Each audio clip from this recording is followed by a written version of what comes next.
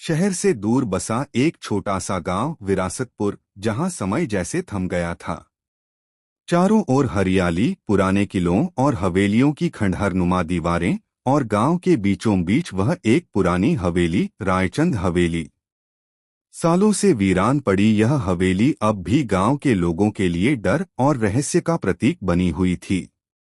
कहते हैं, हर अमावस्या की रात उस हवेली से किसी लड़की के गाने की आवाज आती थी।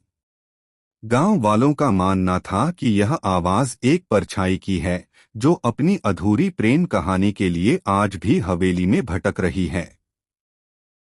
कहानी शुरू होती है आरव से, एक युवा इतिहासकार जो पुरानी जगहों के रहस्यों को उजागर करने के लिए जाना जाता था। उसने विरासतपुर के बारे में इंटरनेट पर पढ़ा और रायचंद हवेली की दास्तानें उसे खींच लाया।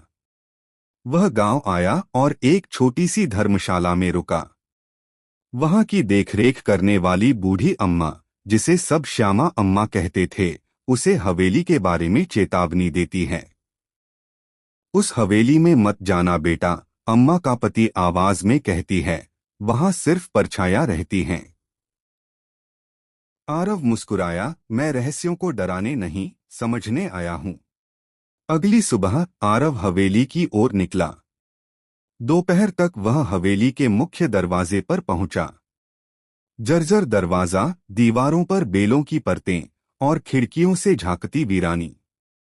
जैसे ही वह भीतर गया, उसकी नजर एक पुरानी पेंटिंग पर पड़ी। एक सुंदर युवती, गहरे नीले लहंगे में, आंखों में ताजगी और उदासी का मिश्रण।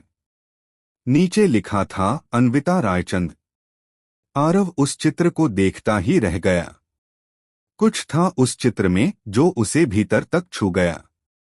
उसी रात वह हवेली में रुकने का निर्णय लेता है, ताकि परछाइयों के रहस्य को जान सके। रात गहराती है। हवेली में खामोशी पसर जाती है। अचानक हवा चलने लगती है और कमरे में रखा दीपक बुझ जाता है। तभी धीमे स्वर में गाने की आवाज सुनाई देती है। पिया मोरे, कहाँ गए? आरव आवाज के पीछे पीछे चलता है। वह हवेली के तहखाने में पहुंचता है, जहां उसे हल्की नीली रोशनी में एक परछाई दिखाई देती है। वही युवती, अन्विता। तुम कौन हो? आरव पूछता है। परछाई धीमे से मुस्कुराती है, मैं वह हूं जो इंतजार कर रही है, अपने अधूरे प्रेम के पूरे होने का। अगली सुबह आरव अपने कमरे में जागता है, पर उसे यकीन नहीं होता कि वह सपना था या हकीकत। अगले कुछ दिनों में हर रात अन्विता उसे दिखाई देती है। वह बातें करती है, अपने जीवन की कहानी बताती है। अन्विता रायचंद 1920 के दशक की प्रसिद्ध गायिका थी। हवेली के उत्तराधिकारी वीर प्रताप से उसे प्रेम हो गया, लेकिन जाति और रुतबे की दीवारों ने दोनों को अलग कर दिया। एक रात प्रताप को जहर देकर मार दिया गया और अन्विता को हवेली में कैद कर दिया गया। कहते हैं, उसने प्रेम के वियोग में वहीं आत्महत्या कर ली। मेरा प्यार मुझसे छीन लिया गया, उसकी आंखों में आंसू थे, अब मेरा प्रेम अधूरा है। आरव को यह जानकर झटका लगता है कि वह कई सपनों में उस हवेली को पहले भी देख चुका है। वह शहर से अपने जन्मपत्र और कुछ पुराने दस्तावेज लाता है और पता चलता है कि वह खुद वीर प्रताप का पुनर्जन्म है। इसलिए मैं खिंचता चला आया, वह बुदबुदाया। अब उसे एहसास होता है कि उसकी किस्मत उसे यहाँ क्यों लाई है, अपने अधूरे प्रेम को पूरा करने। श्यामा अम्मा उसे बताती हैं कि अन्विता की आत्मा को तभी मुक्ति मिलेगी जब उसके प्रेम का पुनर्जन्म उसे विवाह का वचन देगा और उसे पूरे रीति रिवाजों से विदा करेगा।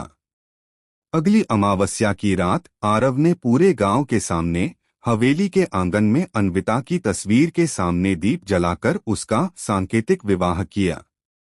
गांव के लोग पहले हैरान थे, पर धीरे धीरे भावुक हो गए। उस रात हवेली में फिर वही गाना गूंजा, पर इस बार वह पूरी हुई। पिया मोरे, अब मिले। नीली रोशनी एक बार फिर चमकी और फिर धीरे धीरे लुप्त हो गई। हवेली में एक सुकून सा छा गया। आरव ने हवेली को संग्रहालय में बदल दिया, जहां अन्विता की तस्वीर आज भी सबसे प्रमुख स्थान पर लगी है।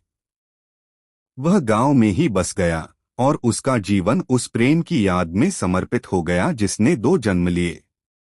परछाइयों का रहस्य अब केवल एक कहानी नहीं, बल्कि उस प्रेम की गवाही है जो जन्मों तक बना रहता है।